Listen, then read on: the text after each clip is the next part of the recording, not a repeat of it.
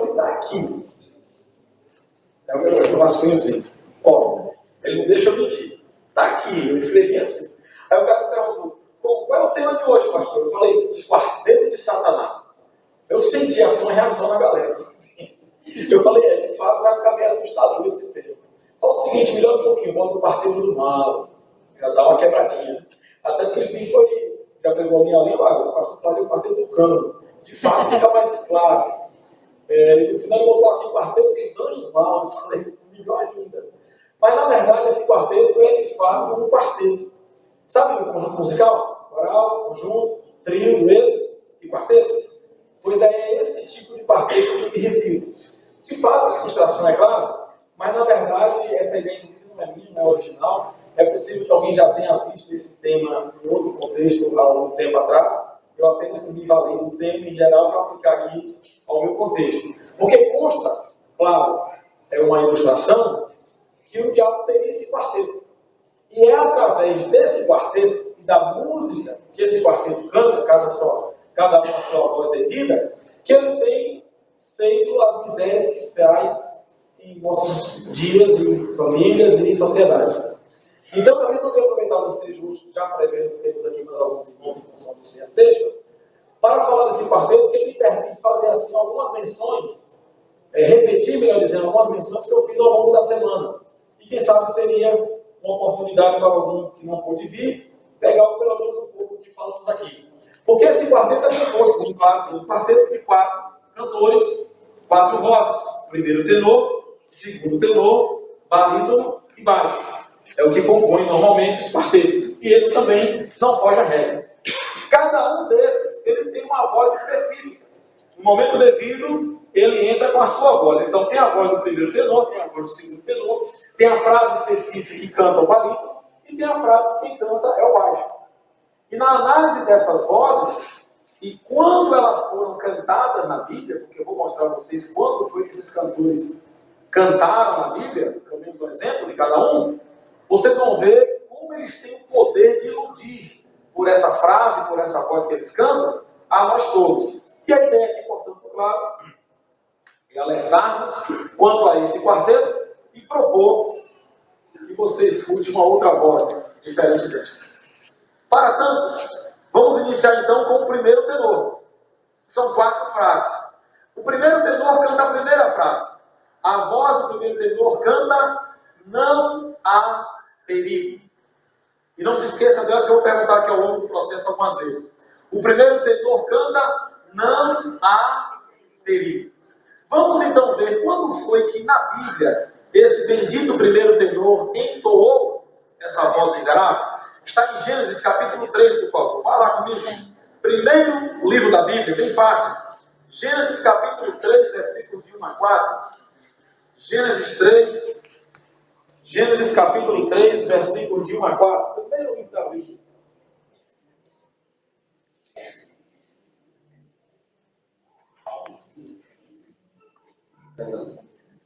Ok, Gênesis. Tá. Me ajuda numa coisa? Você consegue constatar e caiu aqui? Por favor. Queridos, Gênesis capítulo 3. Então diz assim, versículos 1 a 4. Mas a serpente, mais sagaz que todos os animais selváticos que o Senhor Deus tinha feito, disse à mulher: é assim que Deus disse: não comereis de toda a árvore do jardim? Respondeu-lhe a mulher: do fruto das árvores do jardim podemos comer, mas do fruto da árvore que está no meio do jardim, disse Deus: dele não comereis, nem tocareis nele, para que não morrais.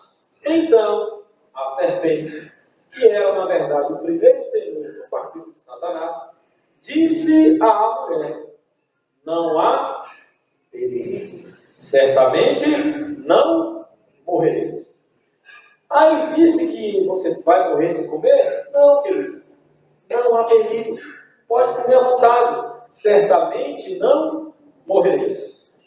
Queridos, a fala dessa serpente, na verdade, configura a frase cantada pelo primeiro tenor: não há perigo. E essa mesma frase com a qual ele introduziu a sua ação terrível na Terra, nesse primeiro episódio, tem permeado toda a história terrestre, inclusive nos dias de hoje, continuando a sua obra de miséria e destruição.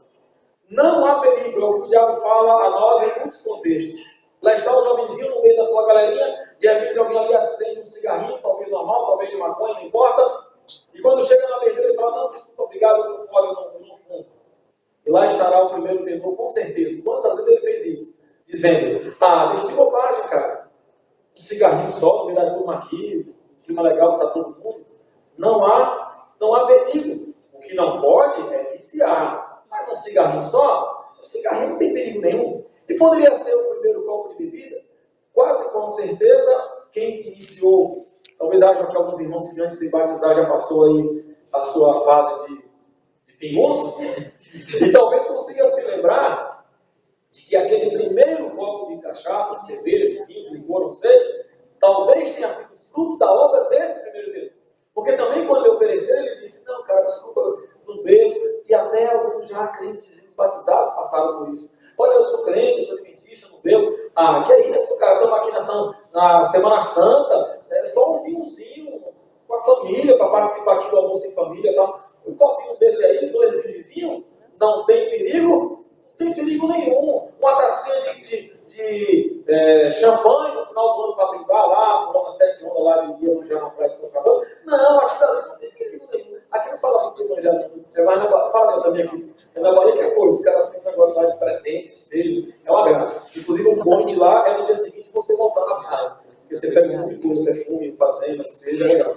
Então, deixa eu comparei a manjar. Aí, não há perigo, só uma tacinha, só para brindar com a família e coisa e tal. O teor alcoólico de um copinho de champanhe, 2 dedos, uma tacinha daquela, você tem que ser menos algo do que talvez o que é produzido no seu estômago pela fermentação de uma má combinação. Não tem perigo nenhum, é só uma docinha, é só um copinho, só para brindar, pelo amor de Deus. Não há perigo. E quantas pessoas, meus irmãos, estão hoje na sarjeta da vida, afundadas no alcoolismo, no tabagismo, nas drogas e em coisas muito piores, infelizmente, tão somente porque um dia ouviram esse primeiro tenor e acreditaram. Dá caroninha para o sexo oposto, você é casado, coleguinha de trabalho, muito simpática, sorridente, está indo no mesmo lugar, no mesmo roteiro, entra aí, querido, te levo e tal. Em algum lugar da sua mente você até pensa, cuidado, se a pessoa souber, ela não vai gostar. Bonita, tal, bonito. Não é muito conveniente não. Mas eu primeiro tenor, que bobagem, que é isso, que absurdo, que ignorância. Uma caroninha despretensiosa, uma colega de trabalho, todo dia ela vai trazer, que tem, almoçar juntos em um restaurante. É questão de coleguismo. Não há perigo. Você não se garante não, que é isso, há perigo.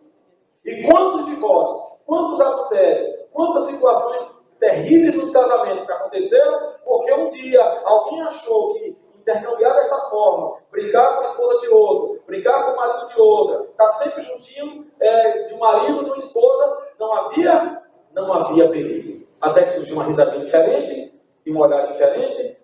Rapaz, se o cara fosse mais bonito um pouquinho, era perfeito, né? Gente, boa demais.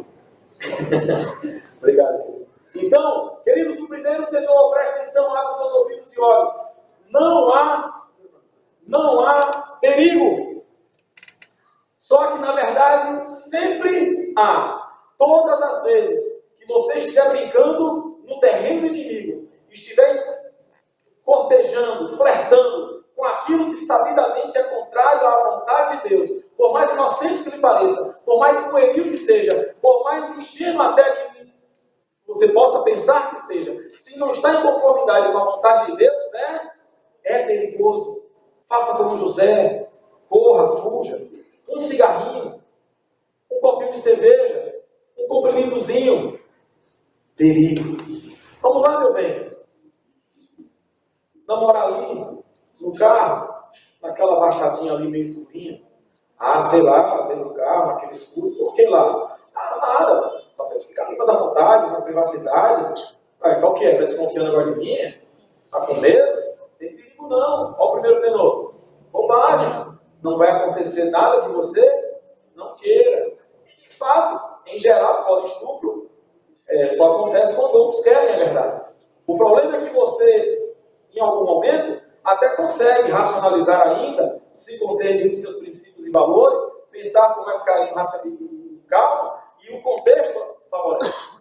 Dentro de um carro, no escurinho, naquele cantinho isolado, não ouvindo, sabe lá que horas, você pode até fazer e sair imune disso, com sua consciência tranquila, mas em geral, a gente sabe que não é o que acontece. E quase sempre, a ideia que faz com que algumas cristãs e alguns cristãos se prestem a isso, é a ideia de que ambos são fortes, ambos são imunes, é questão de controle, nada vai acontecer se a gente não quiser, logo não há perigo. Ficar na casa do namoradinho, sozinho, não há perigo. Está no meio da galerinha, ninguém cristão, todo mundo ali bagunceiro, vamos sair com aquela galera, vamos. Mas o que esse pessoal vai fazer aí? Sei lá na hora de te ver. Essa galera é bem pesada, tem esse meio. Cara, beleza. O que você não quiser fazer, não faz. Não há perigo. E quantos dos nossos jovens que já passaram pelos bancos dessa igreja, estão hoje fora, porque um dia acharam, acreditaram nesse terrível primeiro tenor, que não havia perigo estar nessa galera, que não havia perigo estar nesse meio, que só era chegar lá e ficar de fora. Só que no final a pressão do grupo, a galera, o envolvimento, o clima, a zoeira, acabou envolvendo ele tudo. Talvez nunca mais tenha conseguido sair. Quantas pessoas estão totalmente dominadas pelo crack, pela droga, nas suas vezes na arena, já comidos pela heroína? Porque um dia, inocentemente, um comigozinho, um bobinho, só ia dar uma excitação maior, só ia dilatar a pupila, só ia aumentar a corrente sanguínea, só ia dar uma excitação, fazer o sentir-se mais corajoso. É só para isso, cara, não tem perigo nenhum. Bobagem, amanhã está novo, acabou. Não quer tomar mais, não toma. Prova aí. Não tem perigo não. E o cara está lá no totalmente, ou quase totalmente, inutilizado para uma vida sã, familiar, social, produtiva, porque acreditou que era possível brincar com alguma coisinha do diabo e sair ileso. Queridos, preste atenção nessa ilustração que você não vai esquecer mais nunca. Era para ter providenciado, eu não fiquei com preguiça. Mas é fácil você imaginar. Um balde. Pensou? No quê? Um balde. Lá. Um balde. 20 centímetros de lama. Dá mais nojento que você possa pensar. Tá fácil. E agora eu pego um maço de 10 mil reais. 100 notinhas de 100. E coloco lá no fundo desse balde de lama. E digo, aquele que conseguir tirar esse dinheiro com a mão, se tocar no balde, sem se sujar, fica com a mão. Não fica pensando em benevolência, não. Eu estou pensando no processo simplesmente. Você enfiar a mão e pegar o dinheiro. Daqui a pouco aparece um engraçado que só um jeito eu me lembro. Pedro de 10 mil. Eu quero saber você enfiar a mão no balde, cheio de lama, e pegar o dinheiro lá embaixo sem se sujar. A quanto tá? Não inventando, não foi inventar, só a mão. A resposta que você me diga é: não tem jeito. E não tem. Não tem braço puro, enfiar no balde de lama, não tem jeito. Não tem jeito. E sabe o que significa esse maço de dinheiro? O prazer que o diabo oferece. Seja lá qual for. A bebidinha mais leve, a festinha mais ingênua, o sexo mais casual, a menininha mais bonitinha que você possa achar na praça. Não é de Deus, é 10 mil reais no fundo do balde cheio de lama. O dinheiro está lá. Se você meter a mão, vai ficar com 10 mil, vai curtir e vai gostar. Só tem um detalhe. Você vai sair com a mão gelameada. Impossível pegar o que o diabo oferece sem se sujar. Não esquece mais de nada. Tudo que é for do diabo, por mais bonitinho, brilhante, interessante, ingênuo, aparentemente inofensivo que você pense que seja, é simplesmente você pensar. É um maço de 10 mil, no fundo, um balde cheio de lama. É valor, é interessante. E alguns até podem achar que vale a pena. Tudo bem, paciência, é da consciência de cada um. Mas pelo menos entenda que será impossível usufruir desse 10 mil sem sujar as mãos, sem sair sujo de alguma forma. Ferido, machucado, magoado, pode ser na hora, pode vir depois, alguém pode ficar um bom tempo adulterando, daí a pouco a tudo estoura, a família se desfaz, os filhos se revoltam, a esposa divorcia, ou quando consegue até perdoar, mas daí para frente nunca volta igual. Nunca volta igual. Queridos, nada que o diabo possa jamais, nunca na vida, em qualquer circunstância, te oferecer, será sem perigo. Sempre, e a palavra sempre tem que ter muito critério para se usar, mas nesse caso sempre será perigoso. Sempre haverá um preço. Sempre haverá uma consequência negativa, contrária e proporcional. De forma que, por favor, quando esse primeiro tenor cantar no seu ouvido, não há perigo, se alerte. Quando você entender que não deveria ir para aquele lugar e alguém disser bobagem, nada a ver, nada, não há perigo, vamos lá, pare e volte. Quando você perceber que não deveria fazer algo e alguém, ou de alguma forma, mesmo na sua consciência, que é o diabo falando, disser, vá lá, cara, bobagem, ninguém vai saber que você foi, não deveria ir. Mas não tem não, vou falar, quem vai saber que você foi? Esqueça, saia. Se você de plena consciência e em paz com Deus não pode ir, não deve fazer, não pode acompanhar, não é legal curtir, então obedeça essa voz. Fuja, porque com certeza você estará em perigo. Entenderam? Primeiro tenor. Mas o quarteto é composto também do segundo tenor. E se o primeiro tenor canta, não há perigo, o segundo tenor canta só essa vez. É o solo do segundo tenor. Só essa vez. E o exemplo bíblico é interessante. Abra em Números, por favor. Você está em Gênesis, passa por Êxodo, Levítico, e então chega Números. O quarto livro da Bíblia. Números capítulo 20, por favor. Números capítulo 20.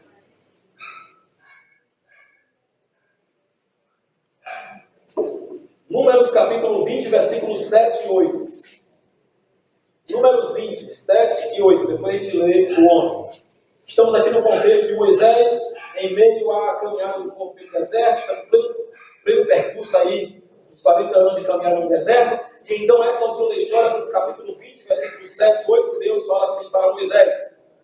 Disse o Senhor a Moisés, toma o bordão, ajunta o povo, tu e Arão, teu irmão, e diante dele falai a rocha, e darás a sua água. Assim lhe tirareis água da rocha, e dareis a beber à congregação e aos seus animais. Olha um pouquinho. Só que nesse contexto aqui, Moisés estava zangado. O povo irritadíssimo, inconformado, ingrato. Tudo que Deus fazia, por pouco tempo estava o povo reclamando. Por mais que Deus providenciava comida, providenciava sopa, providenciava carne, em algum momento bateu até isso, o povo ainda assim não se conformava, e criticava, e falava, e questionava. E Moisés, na verdade, estava de saco cheio daquele povo. Zangado mesmo. Era o mais longe da terra, mas até o mais longe da terra tem seu limite. E então, fazendo o que Deus mandou, juntou o povo dentro da tal rocha, só que por essa irritação que ele estava, ele pensou em falar umas verdades. E demonstrar para o povo a sua irritação. Mas aí, no seu coração, ele disse, não, mas eu não posso fazer isso. Porque eu sou o representante de Deus diante deles. Como eles me veem a Deus. Deus fala pela minha boca. Se eu ficar irritado, se eu descontrolar aqui agora, é assim que ele vai pensar que Deus age. Irado, descontrolado, irritadíssimo. Eu vou desmerecer o caráter de Deus. Eu vou representar mal o caráter de Deus diante do povo. Eu preciso me conter. Tudo bem. Eu não vou me descontrolar. Aí o segundo tenor encostou. Que é isso, Moisés? Pelo amor de Deus. Você também é ser humano? Você também tem sangue nas suas veias? Você também tem medo passando pela sua coluna? Afinal de contas, você já perdoou tantas vezes? Você já se controlou tantas vezes? É justo que uma vezinha só você possa finalmente soltar a franga, chutar o pau da barraca? Só essa vez? Afinal de contas, quando foi que você já fez isso? Nunca. Quem sabe até daqui para frente não terá outra oportunidade? Se você está desse jeito, que adianta você ficar aí parecendo manso quando você está irritado? Que adianta você ficar do lado de crente quando no seu coração você quer pecar? Quer saber? Só sair, abre. Vai, só essa vez, chuta. Vai, Moisés. Só essa vez. E Moisés falou, quer saber? É isso mesmo. E aí Moisés zangado e de cara feia. Vocês querem água? Eu vou dar água para vocês. E aí, ao invés de falar como Deus mandou, ele bateu naquela rocha. Só isso. Ao invés de falar, bateu. Se você for ler a Bíblia de Moisés, você vai ter que ele matou um egípcio, mas isso não é contado como pecado, porque no contexto ele foi para defender um irmão de sangue. Não é descrito como pecado, foi uma luta que ele matou. O único registro que se tem de um erro cometido por Moisés em mais de 40 anos de ministério, uma das fases mais estressantes e críticas da história de Israel, foi esse aqui, de Números 27, 8, e versículo 11. Eu não li, mas onde está escrito: Moisés levantou a mão e feriu a rocha 2 vezes com o seu bordão. Deus permitiu que a água saísse, apesar da desobediência dele, a bem do povo. Mas vê para mim o que está escrito em Deuteronômio, por favor. Você está em Números, é um livrinho só à frente. Deuteronômio 32. Deuteronômio 32, por favor. Posso falar, você até já sabe o que é, mas eu acho que fica mais impactante você ler essa parte. Deuteronômio 32, versículos 48 ao 51. Deuteronômio 32, versículos 48 ao 51, eu vou ler. Naquele mesmo dia, falou o Senhor a Moisés, dizendo: sobe a este monte de Abarim, ao monte Nebo, que está na terra de Moabe, defronte de Jericó, e vê a terra de Canaã, que os filhos de Israel dão em possessão.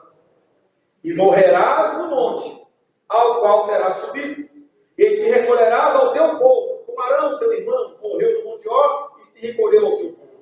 Porquanto prevaricaste contra mim no meio dos filhos de Israel, nas águas de Meribá de Cádiz, no deserto vizinho, pois me não santificastes no meio dos filhos de Israel, pelo que verás a terra defronte de ti, porém não entrarás nela. Irmãos, Moisés subiu no Monte Nebo, olhou de cá todo o rio Jordão, a terra de Canaã, pela qual ele caminhou 40 anos, via naquele povo, mas ali, no Monte Nebo, morreu. Deus disse: sobe e ali morrerás. E morreu. E não se achou nem um túmulo dele, o pessoal ficar fazendo peregrinação nos ossos de Moisés. Consta que depois Jesus brigou com o diabo, está em Judas isso, o livro de Judas, Pedro brigou com o diabo pelos ossos de Moisés, e ele já aparece lá depois no mundo da transfiguração, entendendo assim que Jesus, no final, o recompensou por tudo isso, o levando antecipadamente por uma das primícias dos salvos para os céus. Ele não se perdeu, mas teve o castigo, digamos assim, a reprimenda divina, de não entrar em Canaã, para a qual ele guiou o povo, porque naquele dia ele bateu na rocha ao invés de falar. E por que ele fez isso? Porque o diabo convenceu que se ele errasse só uma vez, não ia ter consequência nenhuma. Só uma vezinha. Só uma vez. Aí tá o rapazinho lá com a mocinha namorando e tal, ele fala assim: meu bem, hoje é aniversário do nosso namoro, eu queria te pedir um presente especial. Sim, amor, claro, o que você quiser, então ótimo, que bom, isso mesmo que eu quero. Não, que é isso, você sabe, só uma cristã, só depois de casar. Ah, bem, mas hoje é aniversário, um especial, por favor. Afinal de contas, eu mereço. Só essa vez, vai, libera aí. Libera aí só essa vez. E aí você tem a pessoa que não trabalha ali direitinho na sua função, na sua obrigação. Aí junta a galerinha do mal ali no trabalho, faz um compromisso para começar a dizer aqui na empresa. Estão juntando a galerinha para participar do bolão e te chamam também. Você fala: cara, desculpa, fica à vontade, não vou denunciar vocês, mas eu não estou nem sabendo disso, agora eu mesmo estou de fora porque eu sou cristão, eu não participo assim não. Ah, que é isso, rapaz? Você foi honesto a vida inteira, o que é que você recebeu em troca disso? O que é que essa empresa te deu aí em troca do teu esforço, das horas extras e da sua dedicação? Rapaz, só essa vez, vai, participa com a gente, é o dinheirinho pro Natal, só essa vez ser desonesto, só essa vez adulterar, estou zangado com ela, não gritou comigo, não me valoriza, não me dá razão, está sempre do contra, aí aparece lá a do cão lá, e você pensa assim: não, estou zangado, mas finalmente é minha mulher, eu respeito. Aí o segundo fez: ó, você nunca nem vai saber, você merece, está aí, todo frustrado, vai lá, se joga, só essa vez. Que mal pode acontecer? Que consequência pode ter só essa vez? Só essa vez um cigarro, só essa vez um êxtase, só essa vez uma cheiradinha. Só essa vez uma bebida alcoólica. Só porque está aqui com a galera, formatura, todo mundo bebendo, aquela zoeira. Ralei pra caramba para chegar até aqui. Ah, só essa noite eu me permito me jogar. Só essa vez. E dessa só uma vez, Moisés perdeu a oportunidade de gozar, pelo menos, de uma recompensa terrena, entrando em Canaã. Por conta dessa única vez, quantos casamentos foram destruídos? Por conta dessa única vez, quantos jovens estão aí, ou mortos já, inclusive, literalmente, ou inutilizados para lá? Por conta de uma única vez que alguém fez uma festa. Aí eu vou lá para ver, eu nem vou dançar, vou ficar só sentado, só porque eu estou com os filhos de fora visitando aqui, e estão passando férias lá em casa, e eles estão afim de uma palavra, porque eu estou na minha casa, eu sou anfitrião, eu vou levar. Mas eu sei que eu vou levar, ou ficar sentadinho. Não vou nem dançar. É só essa vez, só por causa dos primos. Sabe, irmãos, na verdade, infelizmente, o diabo é muito esperto. Porque ele sabe que o pecado é como aquele veneno que você, ao ser picado, pode até não... existe uma coisa, não é veneno. Existem alguns vírus. Vai ter gente aqui entender, eu vou pagar o micão, mas eu vou devagarzinho. Então, dá um desconto, eu sou pastor, só quero ilustrar. Mas é porque eu venho falar de cristalizar, incubar. É como se fosse assim, alguns germes que ficam no nosso corpo, mas ainda não se manifestam. Eles estão na corrente sanguínea, mas você não tem sintoma nenhum daquela doença. Eles ficam, qualquer pessoa, expressão cristalizados, ou de alguma forma lá como hospedeiros, mas ainda serem contidos. Aí você agora vai, se alimenta mal, fica estressado, perde noite, o seu sistema imunológico fica baixo, aí esses tais vírus vão e se manifestam. Às vezes alguém fala assim, eles podem ficar anos no seu corpo instalados ou na corrente sanguínea, sem manifestar nenhum tipo de sintoma. E daí a pouco, pelo menos, você espera e estoura. E você fala assim, por quê? Por quê? Porque ele estava lá, de alguma forma, sabe-se lá por quanto tempo e de onde você pegou. O pecado tem um pouco dessa característica, porque às vezes, de fato, uma tal primeira experiência pode simplesmente significar a incubação de um vírus. Às vezes, essa tal primeira experiência não seja algo de fato tão terrível que chega ao ponto de lhe conturbar, de lhe tirar da igreja, de destruir sua casa, mas deixa que o vírus do pecado ficou lá. No momento de uma crise espiritual, no momento talvez de uma situação de um conflito conjugal, no momento talvez de uma influenciazinha da galera, lá vai estar o vírus, já daquela primeira experiência do seu sangue, que vai te deixar muito mais predisposto a cair de novo nesse ou em outro erro, do que se você tivesse resistido a tentar só aquela vez. Davi estava no palácio, nunca tinha alterado, não havia registro nenhum, olhou para lá, viu Betseba, desejou, sabia que era casada com Uías, não devia, com certeza a sua consciência cristã, ele era temente a Deus, lhe disse isso, mas aí o segundo tenor, só essa vez.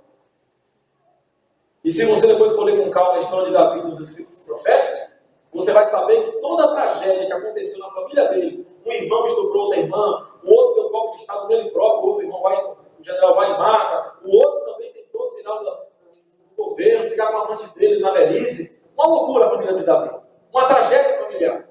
Um homem de Deus, mas infelizmente a família totalmente desestruturada. E quando Ellen White comenta por que isso, ela cita o episódio de Betseba. O pecado de Davi é registrado, foi só um. Ele adulterou com Betseba também, mandou matar o marido. Consequência do primeiro. Fica tudo num pacote de pecado só.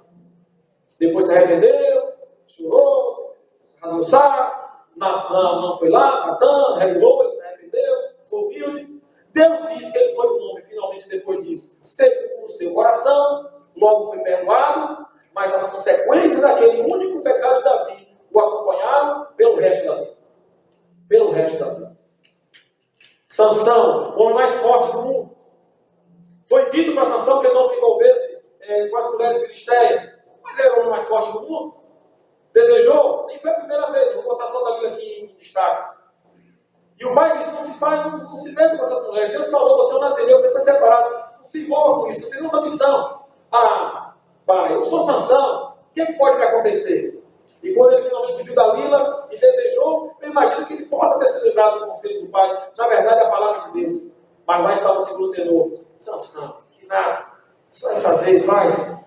E vocês conhecem a história. Teve seus olhos vazados, trabalhou como um jumento, literalmente morrendo numa moto, que era trabalho de jumento e pôde fazer, e finalmente no final morreu. Ainda que cumpriu sua missão, mas com o preço da sua vida totalmente ignominiosa. Queridos, uma só vez que você queira experimentar o que é do diabo, volta para a ilustração do baldinho. Você pode enfiar só uma vez. Pode ser muito rápido. Você pode experimentar assim uma coisa assim, relâmpago. Tente fazer isso em sua casa, se você consegue. Enfie a mão nesse balde de lama o mais rápido que você puder. Pode ser. Vê se você consegue fazer isso sem sujar. Por mais rápido que seja.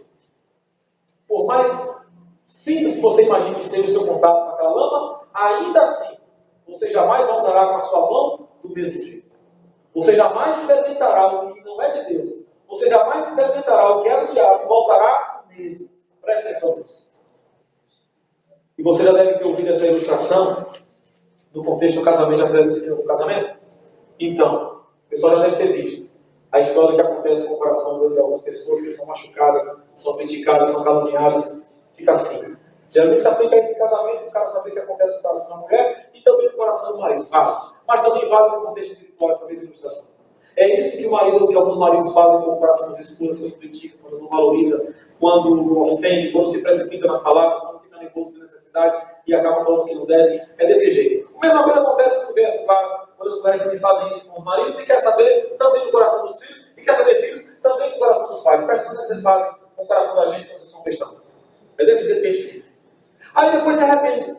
O maridinho se arrepende, se estava bêbado, passa cachaça, oh meu Deus, o que eu fiz? Se estava nervoso, fica calmo, Jesus, não precipitei, não era para ter falado assim. E aí fala, meu filho, perdoe. Aí vai o molecão, ô mãe, desculpa, eu não queria bater não. Que tá bom, só falta isso agora, não é possível fazer. Já alguns fazem, né? Uma pena. Ô mãe, perdão, que sem querer, eu estava chapadão, desculpa aí. Ô meu filho, eu estava nervoso, o dinheiro que está complicado, esse mês entrou no cheque, voltou outro, o boleto voltou, não consegui vender muito bem, o emprego atrasou o salário. Você está se desculpando, está abrindo o coraçãozinho dele, dela, do marido. O diabo também faz isso com a gente. Ele te leva a pecado. Ele te leva para essa primeira experiência. E fica daquele jeito sua vida. Mas aí você se arrepende. E pede perdão a Deus. Deus te perdoa. Ó, a mulher perdoa. A mãe perdoa o filho. O filho perdoa os pais. E fica tudo muito bem. Desenrolou tudo. Agora presta atenção se esse papel está igual ao estava antes. Você consegue perceber onde você está? Eu tentei passar a mão ali no vidro. O mais que eu pude. Ele perdoou a esposa. A esposa perdoou o marido. O filho perdoou o pai. E Deus te perdoou. Tá? E Deus pode te perdoar. Você ficou totalmente abertinho de novo. Perdoado, limpo e tranquilo. Porém, as marcas da sua ignorância, as marcas das suas críticas, as marcas que as suas palavras fizeram no coração de um e de outro, e as marcas que o pecado vão deixar na sua vida, estas nunca desaparecerão. Só na glorificação, quando Cristo voltar e transformar uma nova criatura de fato, do corpo corruptível no corpo incorruptível, do corpo mortal no corpo imortal, uma nova criatura, esperando de cabelo, ser magrinho, tanquinho lá no céu. Aí é outra história, outra recriação, talvez. Mas até lá, você perdoa, você vai continuar sua vidinha, você até vai ser feliz aqui a partir daqui, nunca mais vai repetir aquele pecado, mas nunca voltará a ser exatamente o mesmo. Porque você nunca vai conseguir enfiar a mão no balde de lama do diabo e sair ileso. Você pode até sair, mas terá sempre um pouco de lama consigo. É por isso, queridos, que a proposta de Deus, através de Paulo, não é nem que você se saia do primeiro pecado. É que você fuja da aparência do mal. Paulo, ele lhe alerta de tal forma sobre esse assunto, que não é nem para você evitar aquele pecado que está dentro de você. É para você evitar a aparência do que possa parecer pecado. Ele fala, ó, abstente-se, corra, fuja, não vá. Se não é de Deus, não importa se uma vez ou 100 vezes, vai ser sempre ruim. Não experimente. Não precisa saber que gosto tem cachaça. Não precisa saber que prazer vai te dar droga. Não precisa desafogar suas mágoas numa única e jamais vou repetir adultério. Acredita e nunca mais se esqueça desse papel. Você até pode sair de lá. E Deus, graças a Deus, pode nos resgatar. Mas teu casamento vai ser abalado pro resto da vida. A tua esposa vai te perdoar, mas aquelas marcas vão ficar no coração dela o resto da vida. O teu filho vai te abraçar, vai dizer que te ama, mas ele nunca vai ser provavelmente uma bênção normal e feliz por conta das marcas que você deixou de forma precipitada e ignorante. E o pecado é a mesma coisa. Então, tudo que Deus quer sendo a nossa felicidade é que você se saia desse benefício. Não se deixe levar por ele. Só essa vez não é de Deus, saia. Só essa vez não é de Deus, fuja. Só essa vez não é de Deus, não experimente. Acredite, você será muito mais feliz na ignorância do pecado do que nessa bendita primeira e única experimentação. Amém? Amém.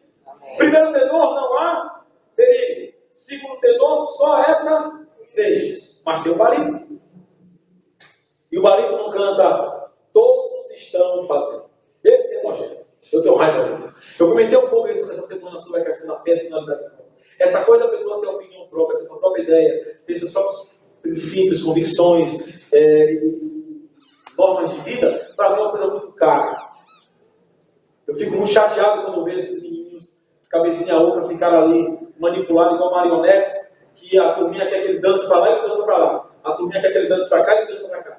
A turminha quer que ele pule uma perna só e ele pula. Aí aparece o manezinho na Globo com uma bandana, no outro dia está todo mundo de bandana. Aparece o manezinho com um brinquinho, no outro dia está todo mundo de brinquinho. Aparece o manezinho com uma tribal, todo mundo agora quer fazer uma tribal. Infelizmente não sabe, não quer fazer a tribal de verdade para não ficar marcado, vai fazer rena. Muito comum nas praias do sul da Bahia. Sabe aquela tinta preta que parece tatuagem? O cão é escondido. Não, tudo bem, você não quer essa tatuagem, dá um jeitinho, faz de rena. Aí dá lá aquela muito bem com aquela tribal lá no Facebook, lá, mostrando a pseudo tatuagem. Se estivesse fazendo, sei lá para que isso. Mas enfim, queridos, todos estão fazendo. Eu queria mostrar na Bíblia aonde foi que esse barítono cantou. Por favor, em 1 Samuel capítulo 8. Nós passamos pertinho dessa história ontem, nós falamos de 1 Samuel. Mas vá para 1 Samuel 8, versículo 5. Nós falamos das batalhas de Eli e Ofni e Finéias, não é? Aquilo ali acabou no capítulo 7. 1 Samuel 8 já foi depois daquilo, já foi no reinado de Samuel. Samuel ficou 40 anos liderando o povo de Israel. A Bíblia diz que nesses 40 anos os filisteus sequer se aproximaram dos limites, porquanto a mão do Senhor era com eles nos dias de Samuel. Mas Samuel vai ficando velho, e os filhos de Samuel não seguiram muito o exemplo do pai. Então chega aqui no 1 Samuel, capítulo 8, versículo 5, o povo se juntou e foi a Samuel e diz assim, e lhe disseram, vê, já estás velho, e teus filhos não andam pelos teus caminhos.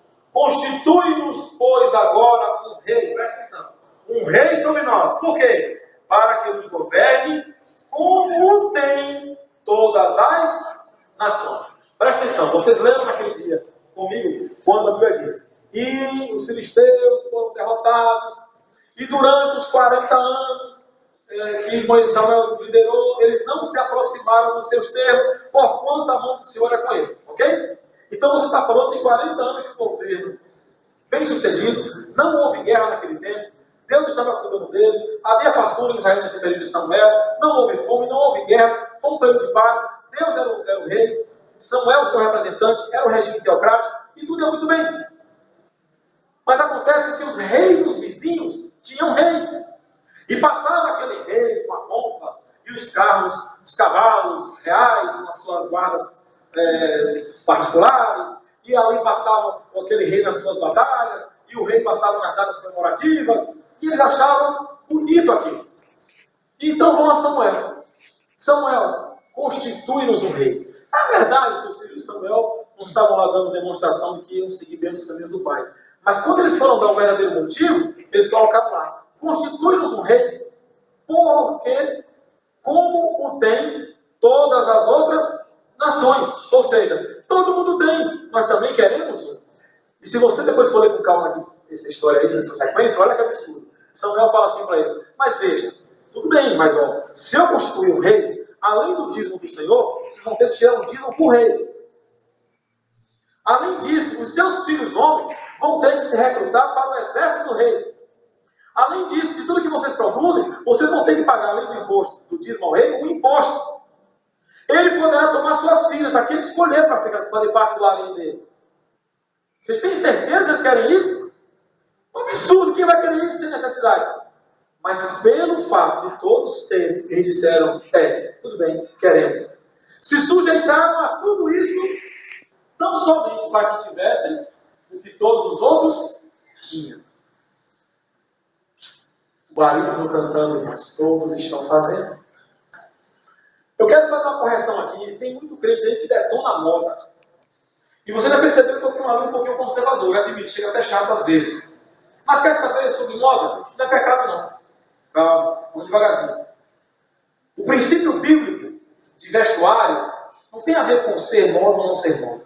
Tem a ver com modéstia, decência.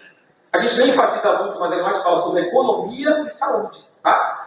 Que ela fala daqueles espartilhos no tempo dela, que o pessoal arrochava para ficar com a cintura fina, e que impedia a livre circulação do sangue. Ela detona aquilo ali. Então, baseando-se nesse princípio, fala-se de roupas que permitem a circulação do sangue, roupas que não impeçam. Inclusive, tem um monte de mulher que está cheia de estria e não sei o quê, porque já fica as calças apertadas, quando senta, impede a circulação, aí enche daquelas rachadurazinhas por aqui. Mas fique tranquilo, já não se preocupa não, todo mundo tem. Aí o que acontece? Então, saúde, economia, ela fala de um tecido que seja durável, que não seja tão fácil de acabar a roupa. Ninguém pensa nisso, mas são princípios bíblicos. Agora, modéstia e decência são os mais falados. E em nenhum momento aqui entra a história de moda. Ou seja, se a moda for modesta e decente, não é demais o que a gente está na moda. Aliás, esse paletó aqui é na moda, ali também. Quem é que tem aqui aquele quadriculado dos anos 70? Com a gola do paletó até aqui. A da camisa batendo o ombro. Ninguém. Essa minha aqui está desatualizada, que a moda agora é aquela que nem aparece as pontas, né? Fica lá no cantinho. Tem um monte de gente que tem aquelas camisas, então fecha. Qual o problema daquela camisa? Porque a golinha está para cá? Nada, não ofende ninguém, não escandaliza a igreja, não contraria princípio nenhum. Está na moda, mas não é pecado. Passou um tempo aí no ateliê das mulheres. Lindinha, aquele paletózinho ali, com a saia bonitinha, fica super show. Aí hoje ainda moda nos executivos. É modinha? Não tem nada demais. Passou um tempo aí no saião lá, meio ciganão. Não tem nada meio ciganão, mas não era decente dentro da saia, botava lá no chão. O pessoal pintava a torcida, não teve essa fase? Lembra? Está longe isso. O pessoal pintava até a torcida, para quando distorcer, ficar toda marcadinha assim. Eu lembro mesmo fazendo aquele troço. Foi uma moda no tempo, mas era um saião, era decente pra caramba. E lá no tornozelo, é ótimo quando você usar aquela moda.